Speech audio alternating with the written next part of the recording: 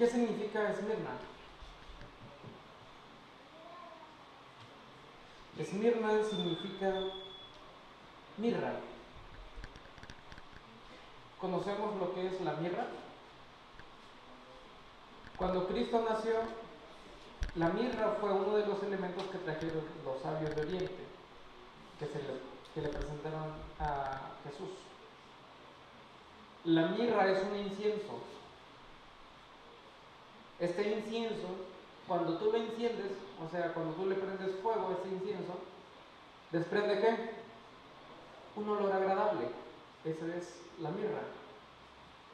¿Por qué Esmirna entonces significa mirra o incienso?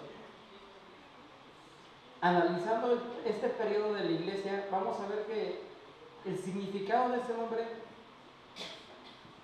corresponde de una manera muy apropiada a lo que pasó dentro de la iglesia. Apocalipsis capítulo 2 del 8 al 11.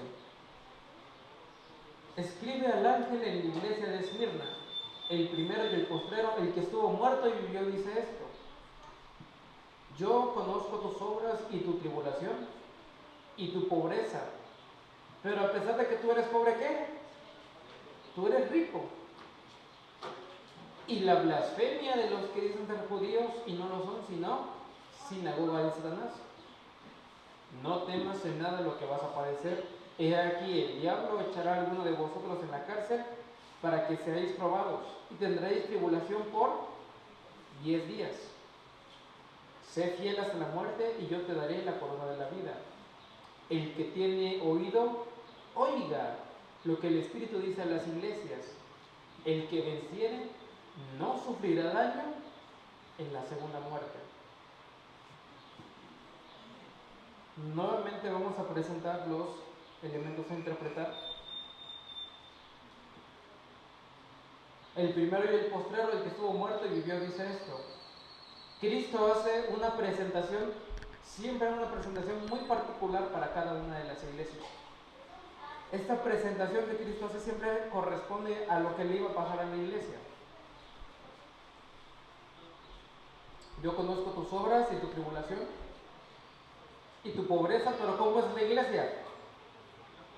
Es rica. Y la blasfemia de los que dicen ser judíos y no lo son, sino sinagoga de Satanás.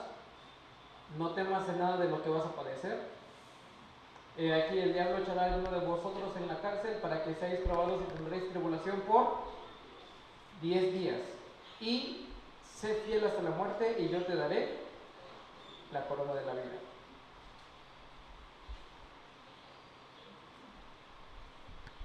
Cristo hace una presentación muy especial a esta iglesia. Le dice: el que estuvo muerto y vivió. A la iglesia de Éfeso le dijo una presentación diferente. A la iglesia de Esmirna se le hace una presentación muy particular. El periodo de la iglesia de Esmirna, como nosotros lo encontramos aquí en la Biblia, es un periodo de tribulación. La iglesia tenía que padecer persecuciones más fuertes que la iglesia de Éfeso. Es cierto que la iglesia de Éfeso tuvo persecuciones por parte de los judíos, pero las persecuciones que iba a padecer Esmirna iban a ser todavía mucho más crueles a comparación de la iglesia de Éfeso. La iglesia tenía que pasar el martirio. Entonces Cristo hace una presentación y le dice: no te preocupes, yo estuve muerto, pero volví a la vida. ¿Qué quiere decir esto? Que los miembros de la iglesia de Esmirna tenían que ir al sepulcro, tenían que descender a la tumba. Pero había una promesa para ellos. ¿Cuál era la promesa? La resurrección. De la misma forma en la que Cristo había fallecido, había sido muerto y había resucitado, de la misma forma los miembros de la iglesia de Esmirna tenían esa promesa de que aunque ellos iban a padecer persecuciones, también iban a tener que la promesa de la resurrección, así como Cristo había resucitado. Es interesante cómo Cristo se presenta a la iglesia de Esmirna. Se notará que al presentarse a cada iglesia el Señor menciona algunas características que lo hacen particularmente idóneo para darles el testimonio que se pronuncia.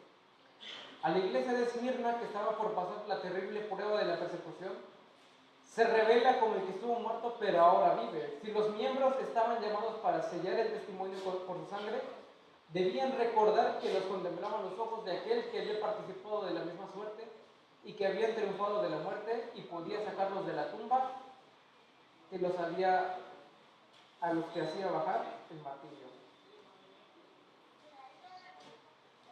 Para que la mirra, como lo habíamos dicho al inicio, suelte su esencia, es necesario que pase por fuego. En el libro de Conflicto de los Siglos, me parece que es al final del capítulo 1 o el capítulo 2, Elena G. de White escribe acerca del fuego y la iglesia. Ella dice que la persecución es semejante ¿a qué? Al fuego. Y por eso decimos que es propio, es adecuado el símbolo dado de la iglesia de Esmirna. La iglesia de Esmirna tenía que pasar por el fuego de la persecución para poder soltar una fragancia agradable delante de Dios. Porque este martireo que la iglesia iba a padecer no iba a ser un martirio que no iba a llevar a ningún lado, sino que este martireo iba a servir para poder esparcir el mensaje con más fuerza todavía. La sangre de los cristianos era como semilla, y mientras más cristianos iban a la tumba por el martirio, más cristianos iban, más romanos se convertían al cristianismo. Hermano nos hace el comentario de que incluso los mismos verdugos que le causaban la muerte a los cristianos se convertían por el testimonio de los cristianos. ¿Qué es lo que nosotros estamos viendo aquí? Que la iglesia suelta una fragancia agradable a Dios. Pero para que pase eso es necesario que pase la persecución. Y persecuciones sí hubo muchas. La primera persecución fue la persecución de Nerón en el año 64 al año 68. Luego la persecución de Domiciano del 81 al 96. La persecución de Trajano del 109 al 111. La persecución de Marco Aurelio del 161 al 180. La persecución de Séptimo Severo del 202 al 210. La persecución de Maximinio del año 295. La persecución de Decio del año 250 al 251.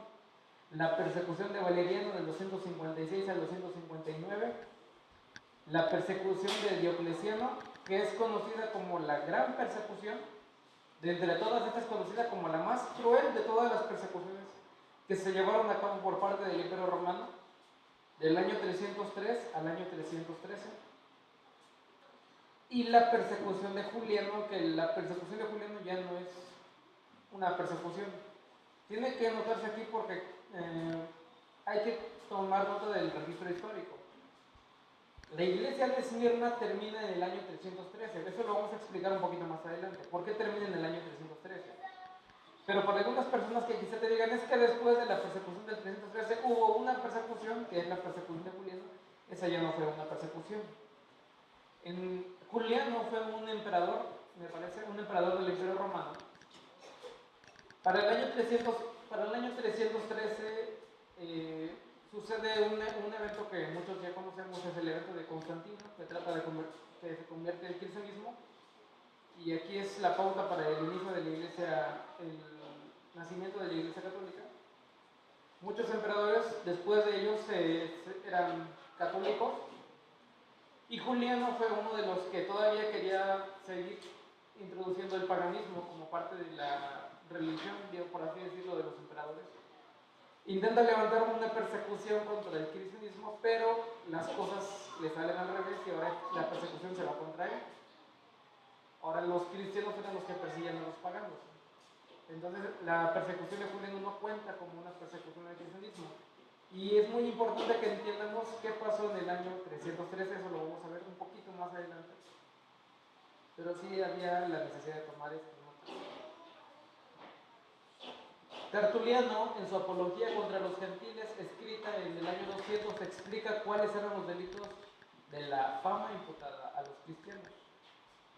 Dice que en la nocturna congregación sacrificamos y nos comemos a un niño, que en la sangre del niño degollado mojamos el pan y empapado de la sangre comemos un pedazo cada uno, que unos perros que están atados a los candeleros los derriban forcejeando para alcanzar el pan que lo arrojamos bañado en la sangre del niño, que en las tinieblas que ocasiona el forcejeo de los perros, alcahueces de la torpeza, nos mezclamos impíamente con los hermanos o las madres, o sea, violaban a las cristianas.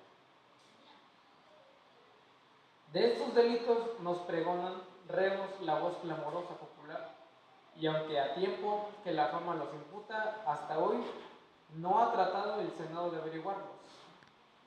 ¿Qué era lo que pasaba con el gobierno del Imperio Romano? Al gobierno del Imperio Romano le importaba poco lo que le ocurría al cristianismo. Si aparte de que existían decretos para exterminar el cristianismo, se cometían todavía delitos más atroces mientras se cometía esa persecución, al Senado poco le importaba, porque el objetivo era destruir el cristianismo. El Imperio Romano, y hay que tomar una nota muy concreta respecto a eso, el Imperio Romano fue un instrumento utilizado por Satanás para tratar de destruir al pueblo de Dios. Pero en el año 313 ocurre un cambio de planes, y ahorita vamos para allá. Muchas veces, por el contexto histórico, para nosotros es un poco difícil vislumbrar lo que pasaron los cristianos durante esos años. Pero sin duda, para nosotros en la actualidad es difícil creer cómo la gente se vanagloriaba de la muerte. Pero estos hechos ocurrían, y ocurrían todos los días. Y era el día a día del pueblo de Dios. Para hacernos una idea un poco más clara, traemos una pequeña presentación.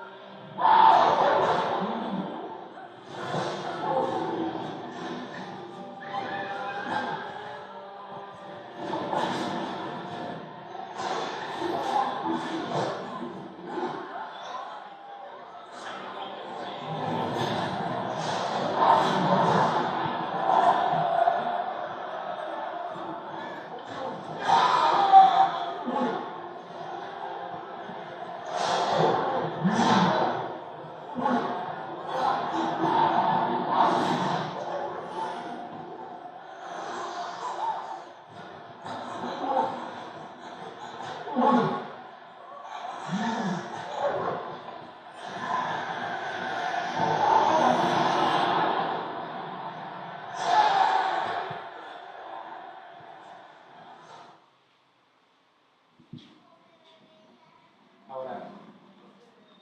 ese era el día a día de la iglesia.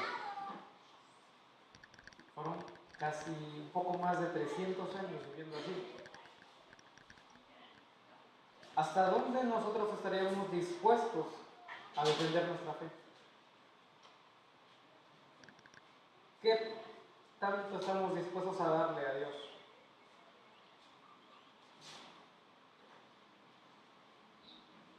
Muchas veces cuando se presentan pruebas, uno a veces tiende a fallar en el pensamiento y a renegar de la fe.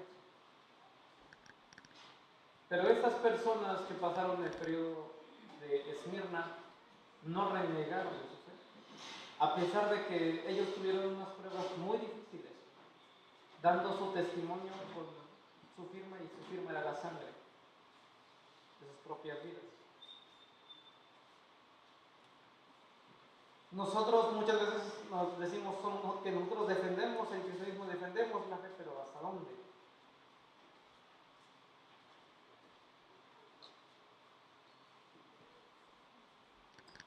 Dice la palabra de Dios, y se lo dice de una manera muy concreta, le dice a la iglesia de Esmirna: yo conozco tus obras. Cristo le había presentado a Juan una visión de que la iglesia tenía que pasar una persecución muy cruel en el periodo de Esmirna. ¿Y tu tribulación? ¿Qué es una tribulación? Es una angustia, es un periodo de prueba que la iglesia tiene que pasar. Y al menos 3 generaciones de cristianos padecieron directamente todas estas persecuciones. Y tu pobreza, cuando los emperadores romanos implementan el sistema de las persecuciones contra los cristianos, no solamente les quitaban su vida, sino que también les quitaban sus propiedades. Todas esas propiedades pasaban a los dueños. Uno de ellos era, si un romano conocía a un cristiano y lo acusaba de que él era cristiano, las propiedades pasaban al romano que lo acusaba. Así que pues para los romanos había muy buen incentivo para delatar a los cristianos. Y la otra era que también pasaban a propiedades del gobierno. Toda la riqueza terrenal que el pueblo de Dios pudiera haber tenido, le fue quitada. No tenían tierras, no tenían casas, no tenían nada. Y aún así, a pesar de no tener nada, para los ojos del mundo, ellos no tenían nada. Para los ojos del mundo, esas eran unas personas pobres y miserables. Dios le hace un llamado a la iglesia y le dice: tú eres pobre, ¿pero qué? Pero tú eres rico realmente. En el mundo te va a ver como si tú fueras pobre, pero la verdad es que tú eres rico. Mateo capítulo 6, versículo del 19 al 21. ¿Qué es esta riqueza? Versículo 19. No os hagáis tesoros aquí en la tierra, donde la polilla y el orín corrompen, y donde los ladrones minan y hurtan, sino haceros los tesoros ¿dónde?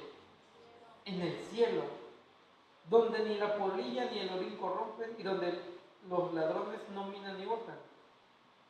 Porque donde esté vuestro tesoro, allí también estará vuestro corazón. ¿Dónde está tu corazón hoy en día? Si nosotros le hubiéramos preguntado a un cristiano en la iglesia de Esmirna: ¿dónde está tu corazón? Sin dudarlo, él nos hubiera dicho: está en las mansiones celestiales. Como estas personas tenían una pobreza terrenal tremenda y no tenían riquezas, debajo de las ciudades como el Imperio Romano existían unos lugares que se llamaban catacumbas. Son túneles que existen debajo de las ciudades, y los cristianos pues se refugiaban adentro de esas catacumbas. Básicamente vivían debajo del suelo. Cuando una persona vive en una catacumba, normalmente deja de estar expuesta a la luz del sol. Cuando una persona no está expuesta a la luz del sol, normalmente su piel empieza a tornarse en un tono pálido, ¿verdad? Y esta forma de vida para los cristianos no era, los delataba esta forma de vida. ¿Por qué? Porque cuando los cristianos salían de las catacumbas, digamos, a comprar alimentos, los romanos los veían que estaban, ¿qué? Pálidos de la piel, porque vivían debajo del suelo y decían, ese es cristiano, y lo mataban. Y de lo poco que tenían, lo torturaban, le robaban y hasta ahí terminó la vida del cristiano. Pero esa vida del cristiano resultaba en un testimonio perpetuo. La iglesia era rica en otra cuestión, era rica en el Evangelio. La iglesia todavía mantenía la pureza del Evangelio que Cristo había dicho cuando estaba aquí en la tierra. El mensaje que se predicaba era el mismo mensaje que los apóstoles habían predicado en la iglesia de Éfeso. La iglesia todavía mantenía esa riqueza espiritual. Y la blasfemia de los que dicen ser judíos y no lo son, sino sinagoga de Satanás. Romanos capítulo 2 del 28 al 29. Pues no es judío el que lo es exteriormente, ni es la circuncisión la que se hace exteriormente en la carne, sino que es judío en lo interior y la circuncisión es la del corazón, en espíritu, no en letra, la alabanza la cual no viene de los hombres, sino de Dios. ¿Nosotros somos judíos? ¿Sí?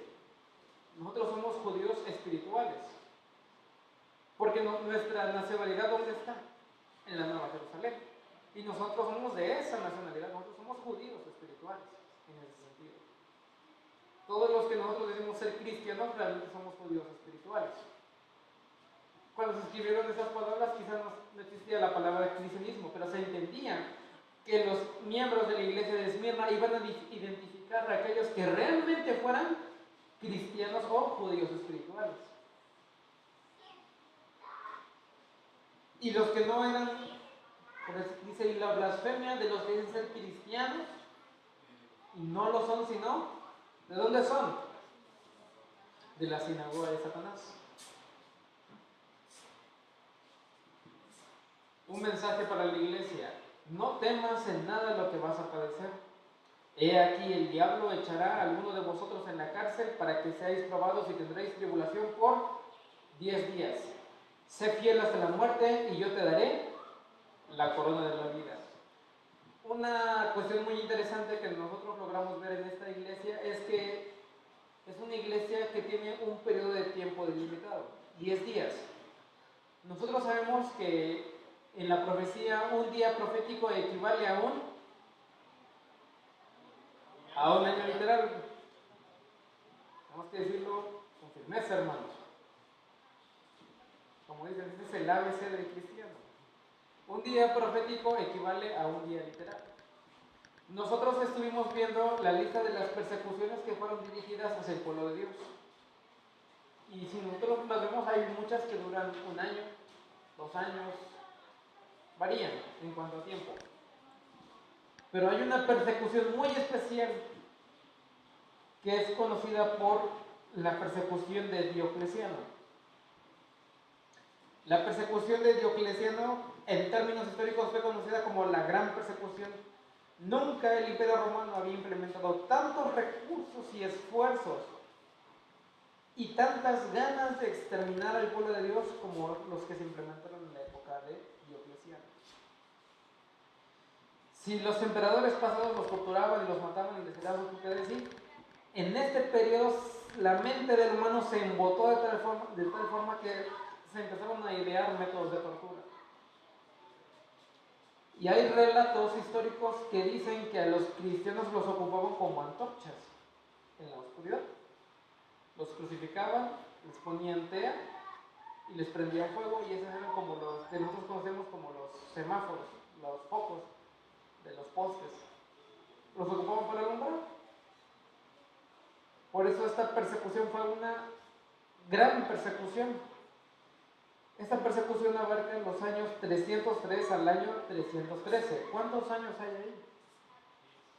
Ahí hay 10 años de diferencia. Después de estos 10 años de diferencia termina el periodo de Esmirna. En la profecía, los 10 días proféticos se cumplen al final del periodo de Esmirna con esta gran persecución y sus 10 años literales. La persecución de Diocleciano fue la más grave, pues este quiso reformar el imperio en todos los aspectos. Y una parte muy especial de su política era reforzar el culto imperial. Fue instigado a ella por los césares Maximino y Galerio hasta ciudades enteras cristianas fueron arrasadas.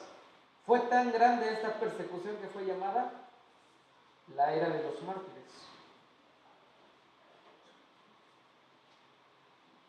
Y bueno, aquí está la explicación de la persecución de Juliano, que esa ya lo expliqué, no es persecución, no hay de ahí ya no hay mayor causa a explicar. Lean en sus Biblias cuál es la causa de queja de la iglesia de Esmirna.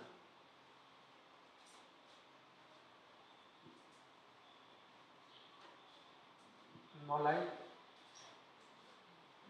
Pocas iglesias, en el mensaje dirigido a las iglesias, tienen ese privilegio de no tener queja. Y Esmirna es una de ellas. Si nosotros leemos el mensaje a la iglesia de Esmirna no tiene una queja. En términos bíblicos, nosotros podemos decir que la iglesia de Esmirna fue una iglesia perfecta, pues Cristo no tiene ninguna queja dirigida hacia la iglesia. La iglesia de Esmirna también podemos decir que es una iglesia triunfante, pues logra mantener la pureza del mensaje, logra esparcir el mensaje alrededor del mundo y lo hace de una manera impresionante, la verdad. La fe de los cristianos que vivieron en el periodo de Esmirna sí está a tomarse en cuenta. Si nosotros revisamos esos registros históricos, nos podemos dar cuenta de que realmente padecieron muchísimo. Y si nosotros queremos conocer todavía más a detalle lo que pasaron, está el libro de Conflicto de los Siglos, hermanos, realmente vale la pena leer. Es el primer capítulo, me parece, primero o segundo capítulo del Conflicto de los Siglos, donde el hermano Ellen G. de White escribe más a detalle lo que padecieron los cristianos de la iglesia de Esmirna. Ahora ya terminamos con la iglesia de Esmirna. Vamos a poner los puntos a interpretar. El primero y el postrero, el que estuvo muerto y vivió, dice esto. ¿Qué significa? Si Cristo murió y resucitó, aquellos que mueran en Él también volverán a... ¿Esa promesa también va para nosotros? Claro que sí va para nosotros, hermanos. Nosotros también tenemos que estar conscientes que si nosotros debemos de dar el testimonio con nuestra propia vida, hay una promesa para nosotros. Y Cristo nos dice, si tú desciendes al sepulcro dando tu testimonio, yo te voy a resucitar cuando yo venga por segunda vez. Amén. Muchas personas, los cristianos de la iglesia de Esmirna entendieron este mensaje, pues ellos predicaban este mensaje y sabían que los tesoros que ellos querían no estaban aquí en la tierra, sino que ellos ya estaban mirando los tesoros celestiales. Número 2, yo conozco tus obras y tu tribulación, persecución que pasaría en la iglesia de Esmirna. Número 3, y tu pobreza, pero eres rico. Pobres en el mundo, ricos en el evangelio, ¿y en qué? Y en la fe. Número 4, y la blasfemia de los que dicen ser judíos y no lo son, sino sinagoga de Satanás. Iglesia que prueba si son verdaderos cristianos. Número 5, no temas en nada de lo que vas a padecer. No debe temer a las pruebas que la van a pasar, o sea, la persecución romana. Número 6, he aquí el diablo echará a alguno de vosotros en la cárcel para que seáis probados y tendréis tribulación por 10 días. menciona la gran persecución de Diocleciano que duraría 10 años. Número 7, sé fiel hasta la muerte y yo te daré la corona de la vida. Promesa a la iglesia, y también a nosotros se nos persiguen, hermanos.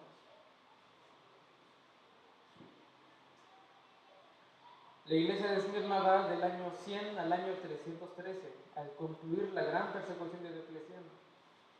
En el año 313 ocurre otro evento muy importante que da la pauta para iniciar la iglesia de Pérgamo.